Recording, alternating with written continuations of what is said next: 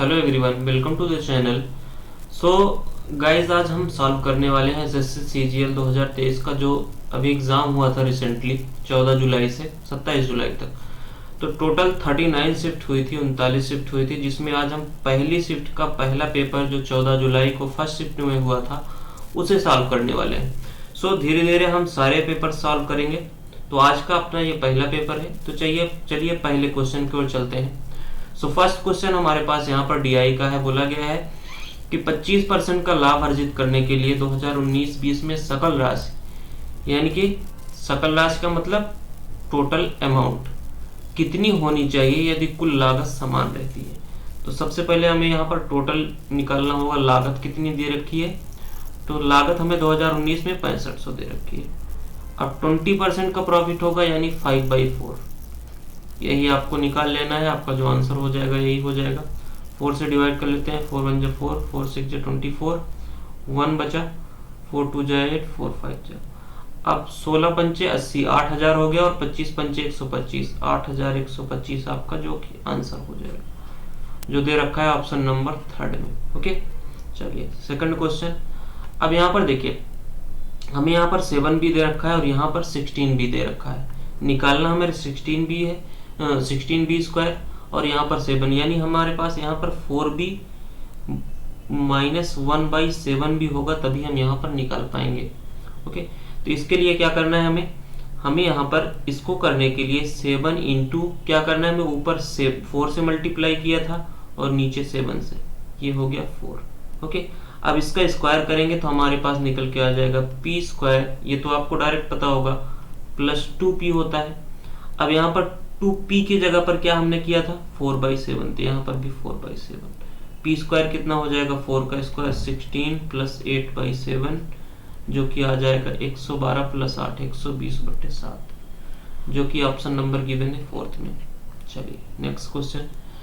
बोला गया है कि सरसों के तेल का अंकित मूल्य उसके क्रय मूल्य से 25% अधिक है, यानी ये हो गया आपका CP और यहाँ पे होगा MP। तो हम कॉस्ट प्राइस मान लेते हैं कि 4 था, तो MP कितना था, इससे 25% अधिक यानी 5। आपको पता होना चाहिए 25% की फ्रैक्शन वैल्यू 1/4 होती है।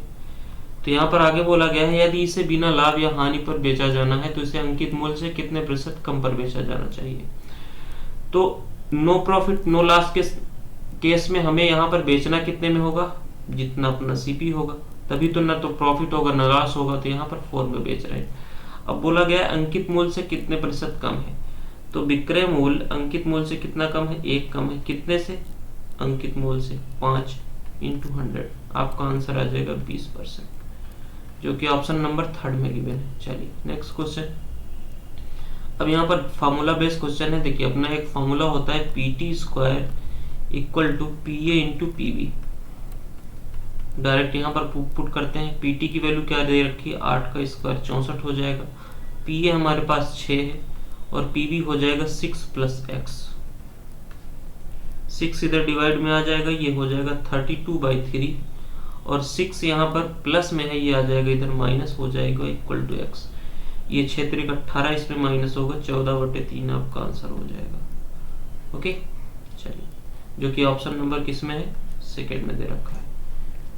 नेक्स्ट क्वेश्चन, 5 नंबर क्वेश्चन पे चलते हैं। ये भी फार्मूला बेस्ड क्वेश्चन है। फार्मूला होता है A plus B plus C का whole square equal to A square plus B square plus C square plus 2AB BC plus C। अब यहाँ से देखिए, A plus B plus C के whole square का फॉर्मूला हमारे पास यहाँ पर लगाएंगे 16 का स्क्वायर 256, इसकी वैल्यू हमारे पास 90 दे रखी है, प्लस 2 इंटू इसको हम x मान लेते हैं जिसको हमें निकालना है। 90 इधर आएगा माइनस में होकर यहाँ पर बचेगा 166, और divide by 2 equal to x की वैल्यू हमारे पास आ जाएगी 83, जो कि ऑप्शन नंबर 4th में गिवन है। चलिए next question, time and work का क्वेश्चन है। यहाँ पर दे रखा है अपनी यात्रा के एक भाग के रूप में 80 किलोमीटर पर आवर की चाल से 120 किलोमीटर की यात्रा करता है। अपने 100 किलोमीटर की यात्रा 40 किलोमीटर पर आवर की चाल से करता है और 75 किलोमीटर की चाल से प्रारंभिक स्थान पर वापस आता है। पूरी यात्रा में व्यक्ति की औसत चाल बताइए लगभग में, यानी अप्रॉक्स वैल्यू यहाँ पर पूछा है। तो एवरेज स्पीड इक्वल टू होता है total distance upon total time. Total distance कितनी हो रही है, यहाँ पर 120 चल रहा है, यहाँ पर 100 चल रहा है, 220 हो गया प्लस अब इस पूरी स्पीड को 75 से वापस आ रहा है तो 220 और हो जाएगा, क्योंकि वापसी में पूरी स्पीड जितना चला है वापसी में भी उतना आएगा। चलिए अब टोटल टाइम निकाल लेते हैं। टाइम इक्वल टू कितना होता है, डिस्टेंस अपॉन स्पीड। तो 120/80 कितना आ जाएगा, 1.5 घंटा प्लस 40 की स्पीड से 100 किलोमीटर जाएगा, कितना टाइम लगेगा सॉरी 2.5 घंटे प्लस यहाँ पर 220 की दूरी किससे चलेगा, 75 से, तो 75 से जाएगा, कितना टाइम लगेगा, इसको 5 से काट लेते हैं, 5 चौक 20, 5 चौक 20, 15, इसको हम 45 मान लेते हैं क्योंकि अप्रॉक्स वैल्यू निकाल लिए, यहाँ पे आ जाएगा 3।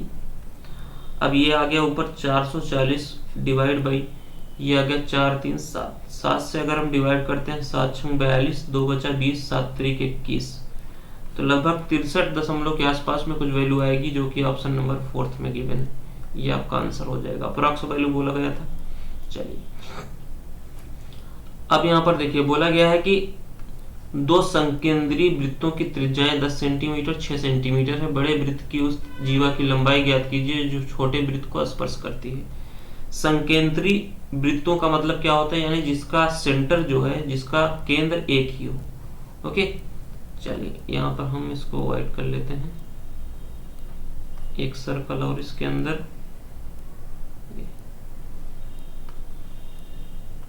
ये दोनों का जो हमारे पास इनका सेंटर है वो एक ही है यहाँ पर। अब जीवा, तो यहाँ पर एक जीवा बना लेते हैं जो छोटे वृत्त को टच करते हुए जाती है। ये आ गई, सही, इसको नीचे करना है। ओके चलिए तो एक यहाँ से सेंटर पे इसको एक लंब डाल देते हैं यहाँ पे, ये 90 डिग्री होगा, ये हमेशा 90 डिग्री होता है। और यहाँ पर अगर मैं बात करूं कि बड़ा जो सर्कल है उसकी रेडियस क्या हो जाएगी, ये। ओके चलिए अब यहाँ पर हमें बोला गया कि 10 सेंटीमीटर बड़े वाले सर्कल की रेडियस है, ये 10 हो गया, और ये छोटे वाले की 8 है। ओके इसकी लंबाई हमें निकालनी है, इस पूरे की लंबाई। तो यहाँ पर राइट एंगल ट्रायंगल बन रहा है 6 8 10, 6 8 10 अपना एक ट्रिपलेट होता है, 6 8 10, तो 6 है 8 10 है 8, ये हो जाएगा। अब यहाँ पर देखिए सेंटर से डाला गया लंब जो जीवा होती है उसको दो बराबर भागों में डिवाइड करता है, तो ये 8 है तो ये भी 8 हो जाएगी। पूरी लंबाई कितनी आ गई, 16 सो 16 सेंटीमीटर आपका आंसर हो जाएगा। चलिए नेक्स्ट क्वेश्चन, यहाँ पर बोला गया कि 8 पुरुष एक कार्य को 45 दिन में करते हैं। पुरुष को हम m मान लेते हैं कि 45 दिन में कर रहे हैं, और 8 महिलाएं उसी काम को 18 दिन में करती हैं, 18 दिन में करती हैं। सेम काम है तो दोनों का इक्वल हो जाएगा, 8 से 8 गया, 9 दूनी 18, 9 बचे 45, यानी m अपॉन w ये कितना आ गया 2/5। ये क्या है, ये अपनी इफिशियंसी है। ओके चलिए अब यहाँ पर हमें निकालना क्या, अब यहाँ से टोटल वर्क निकाल सकते हैं। अब चाहे m की वैल्यू मैं इस वाली इक्वेशन में रख दूं और चाहे w की वैल्यू इस वाली इक्वेशन में रख दूं, तो 8 इंटू m की वैल्यू रख लेते हैं 2 इंटू 25, ये टोटल वर्क हो जाएगा। अब इसको कौन कर रहा है, 5 पुरुष 8 महिलाएं, 5 पुरुष यानी 5 दूनी 10, m की वैल्यू 10, 8 महिलाएं 8 पंचे 40, ये आ गया 16 गुणे 45 बटे 50। 5 से काट लेते हैं, 5 9 45, और ये आ जाएगा 5 दाम 50, 16 9 144 बटे 10, ये आ जाएगा 72 बटे 5, 14 सही 2 बटे 5 आपका आंसर हो जाएगा ऑप्शन नंबर 14 से ऑप्शन नंबर 3। चलिए नेक्स्ट क्वेश्चन, यहाँ पर थीटा की वैल्यू आप 30 भी ले सकते हैं, अगर थीटा की वैल्यू अगर ना लेकर के सॉल्व करें तब भी सॉल्व कर सकते हैं। देखिए कैसे, tan स्क्वायर थीटा को हम क्या लिख सकते हैं, cos upon sine, sorry sine upon cos, ये तो कॉट होता है, इसको हम लिख सकते हैं cos upon sine upon cos, ये स्क्वायर है तो दोनों स्क्वायर हो जाएगा, इंटू कॉस स्क्वायर। अब यहाँ से देखिए कॉस स्क्वायर से cos square cancel, sine square को हम लिख सकते हैं 1 माइनस कॉस स्क्वायर। अब यहाँ पर कॉस की वैल्यू हमें दे रखी है, कॉस की वैल्यू सॉरी √3/2 है, स्क्वायर करेंगे 3/4 आ जाएगा। 4 1 जा 4, ये आ गया 1/4 आपका आंसर। अब 30 डिग्री की वैल्यू अगर रखना चाहें तो यहाँ पर 30 डिग्री की वैल्यू भी रख सकते हैं। ये हो जाएगा √3 की वैल्यू, tan स्क्वायर 30 डिग्री की वैल्यू हो जाएगी 1/√3 होता है, ये हो जाएगा 1/3। और cos 30 डिग्री की वैल्यू होती है 3/2, √3/2, तो 3/4 हो जाएगा, 3 3 कैंसिल, यहाँ से भी 1/4 आ रहा है, तो आपका आंसर सेकंड हो जाएगा। चलिए नेक्स्ट क्वेश्चन। सॉरी, एक पुरुष, एक लड़का और एक महिला किसी कार्य को 10 15 और 30 दिन में करते हैं।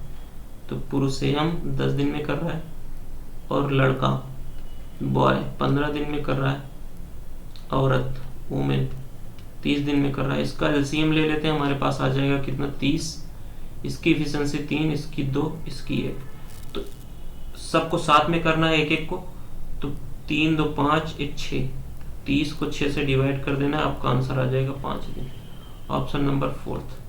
चलिए नेक्स्ट क्वेश्चन। तो यहाँ पर देखिए, इसको हमें यहाँ पर डायग्राम बनाना पड़ेगा, 2 लेना पड़ेगा हमें 2 ट्रायंगल, एक ट्रायंगल ये हो गया और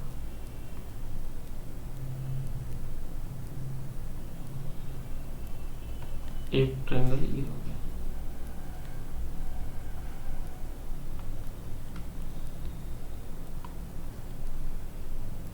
चलिए अब देखिए, इसको हम यहाँ पर नाम क्या दे रखा है, ABC। ये हो गया A point, B point, C point, ये हो गया XYZ। हमें दे रखा है कोण C बराबर कोण Z, ये किसके बराबर है, Z के। और हमें दे रखा है कि AC बराबर XZ। बोला गया ABC और XYZ के सर्वांगसम होने के लिए निम्नलिखित में से कौन सी शर्तें आवश्यक है।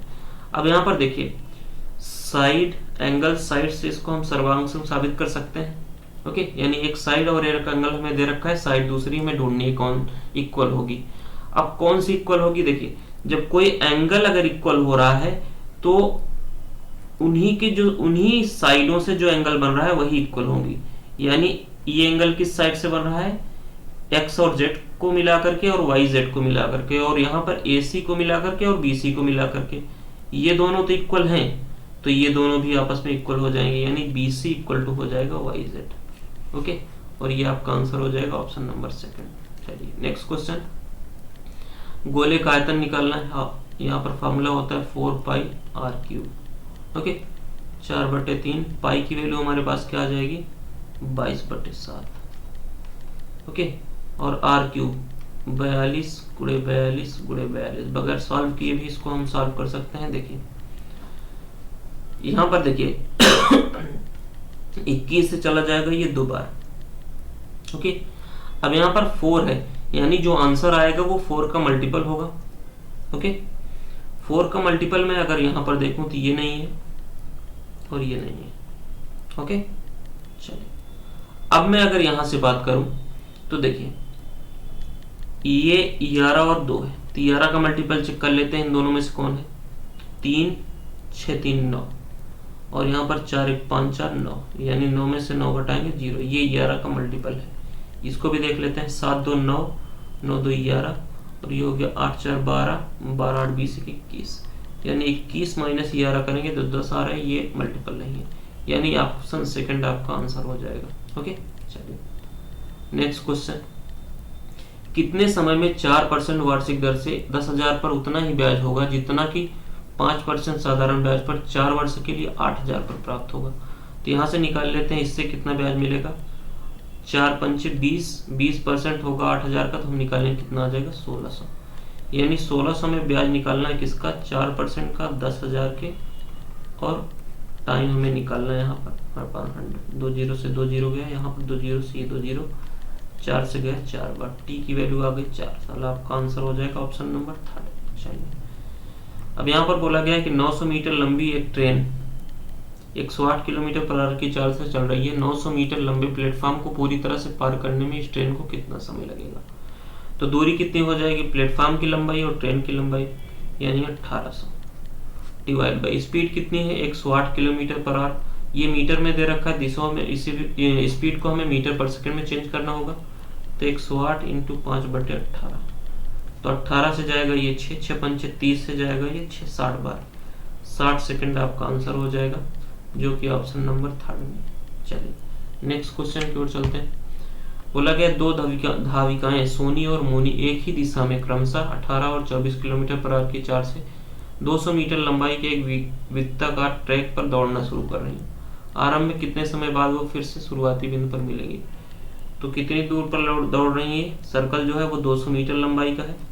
अब यहाँ पर देखिए दोनों एक ही दिशा में दौड़ रही हैं, तो आप 18 और दोनों का माइनस करिए और इसको किलोमीटर से मीटर पर सेकंड में चेंज करिए, 18 ऊपर चला जाएगा। दूसरी एक विधि है कि 18 से पहले इसका टाइम निकाल लीजिए, ये कितना टाइम लेगी सोनी, फिर मोनी कितना टाइम लेगी, और दोनों का एलसीएम ले लीजिए, तब भी आपका आंसर आ जाएगा। लेकिन वो थोड़ा सा लॉन्ग मेथड है, ये शॉर्ट है, इसको डायरेक्ट आप काट सकते हैं। यहाँ पे 6 से 3 गया, 5 से गया 40 और 4 3 12, 120 सेकंड बाद मिलेंगे, यही आपका आंसर हो जाएगा, ऑप्शन नंबर 4। चलिए आगे बोला गया कि ये इक्वेशन निम्न में से किस संख्या से विभाजित होगी?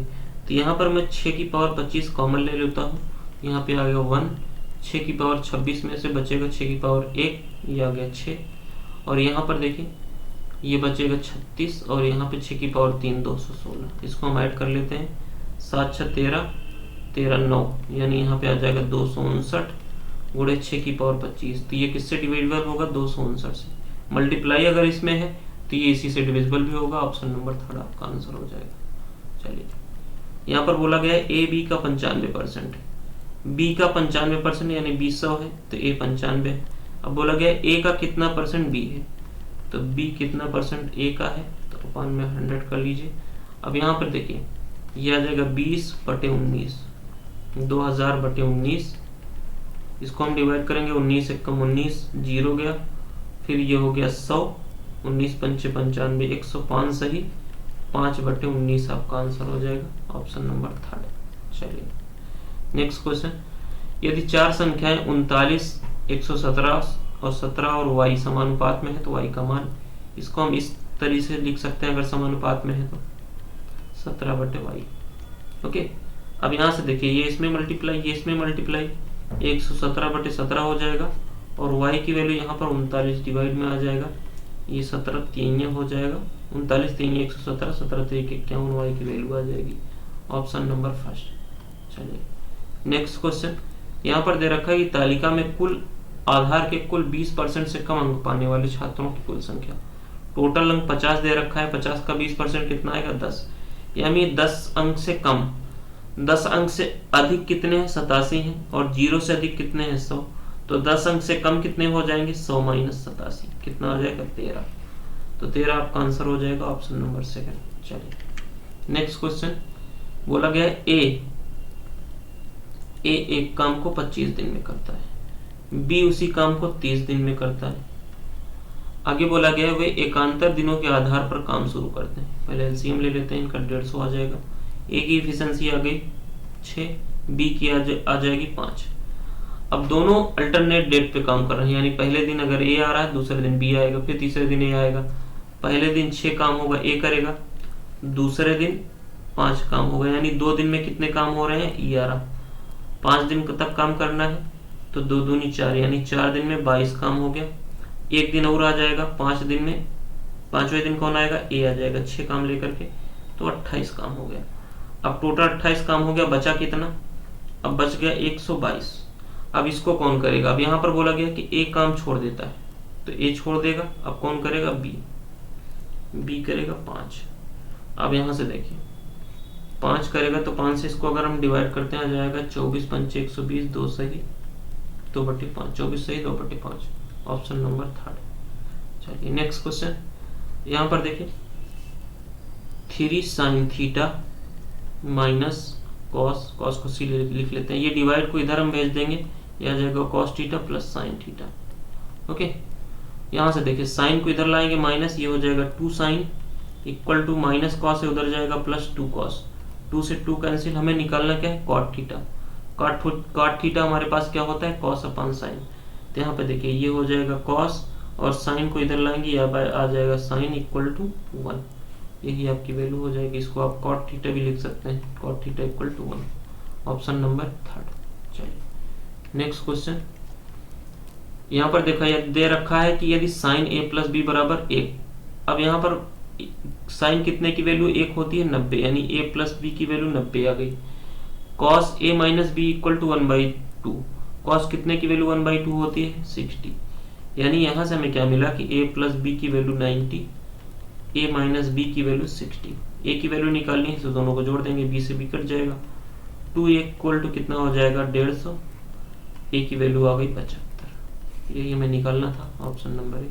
b की वैल्यू निकालनी होती तो 90 माइनस 60 करते डिवाइड बाई 2, 30 कितना हो जाता 15 डिग्री। चलिए नेक्स्ट क्वेश्चन।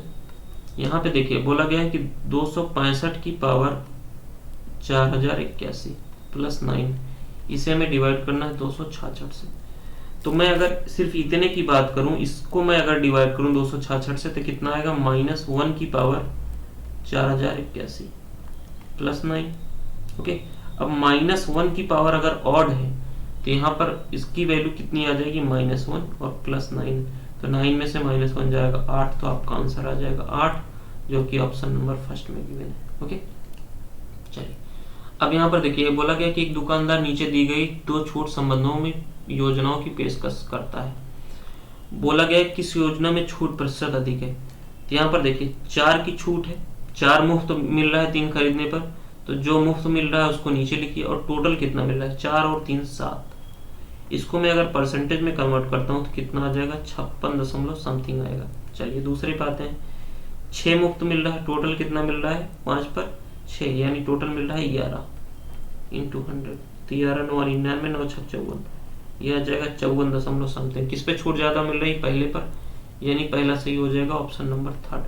चलिए नेक्स्ट क्वेश्चन है अपने पास लास्ट क्वेश्चन।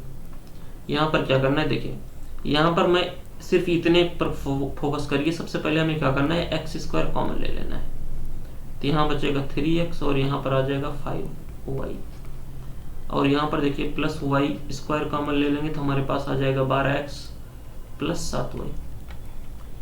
अब वैल्यू पुट करेंगे, 4 का स्क्वायर 16, बाहर 16 आ गया, और यहाँ पर 4 3 12 -12 आ गया, और यहाँ पर आ जाएगा -5, y की वैल्यू -1 है, प्लस यहाँ पर 1 आ जाएगा, कोई वैल्यू नहीं, जरूरत नहीं लिखने की। अब यहाँ पर 12x 12 चौक 48 -48 आ गया, प्लस यहाँ पे आ जाएगा -7 क्योंकि y की वैल्यू -1। यहाँ से आ जाएगा 16 गुणे -17, ये 17 हो जाएगा, 12 5 17, प्लस ये आ जाएगा 55 माइनस का 55। ओके, अब यहाँ पर यूनिट डिजिट देखिए सबकी अलग अलग है, एक 9 दे रखा है, चलिए हम फिर भी लगा लेते हैं। यहाँ पे आ जाएगा 7 9 63 3, और यहाँ माइनस ही हो जाएगा, ये प्लस हट जाएगा। ओके, तो ये आ जाएगा 5। ओके, तो ये आ जाएगा आपका 7 सॉरी ये 2 आएगा,